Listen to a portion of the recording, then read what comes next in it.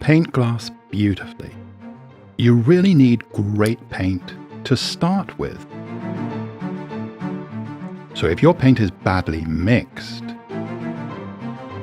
then a wonderful brush won't save you. A steady hand won't save you either.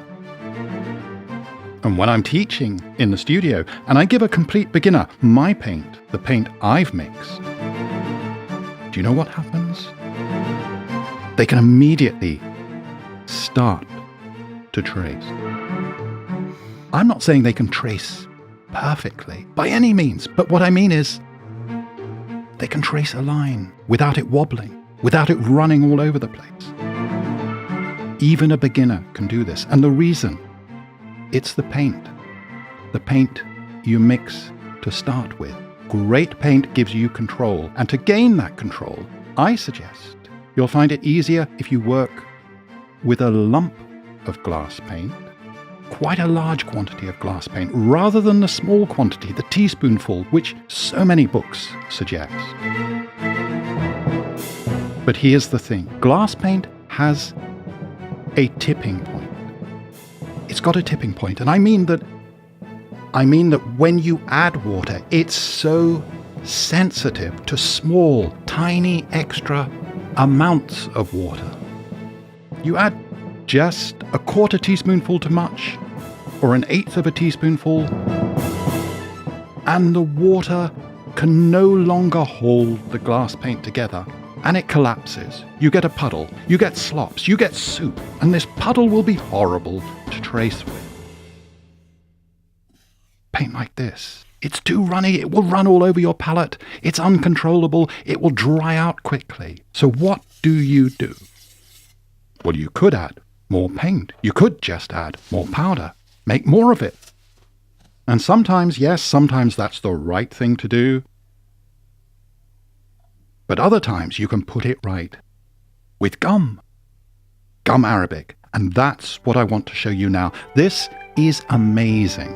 I really want you to see this. Gum Arabic is a glue, of course, and it's also a coagulant. It thickens your paint. It will give it the body you need to make it manageable, the thickness you need so it doesn't collapse but holds together and dries out more slowly.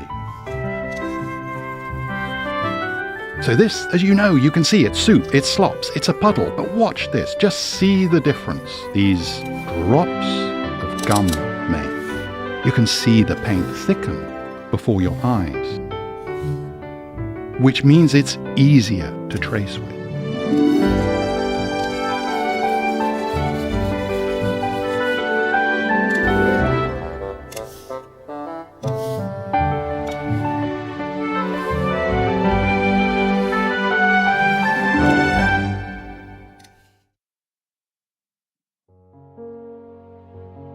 So if you want long, lovely, elegant trace lines, yes, a good brush will help you. Of course it will.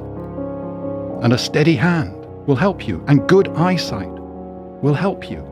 But there's one thing that will help you, whatever the quality of your brush, however stable your hand is, and even if your eyesight, like mine, is not as sharp as in youth, that one thing is giving time to mix great paint to start with. That one thing, great paint, will always serve you best.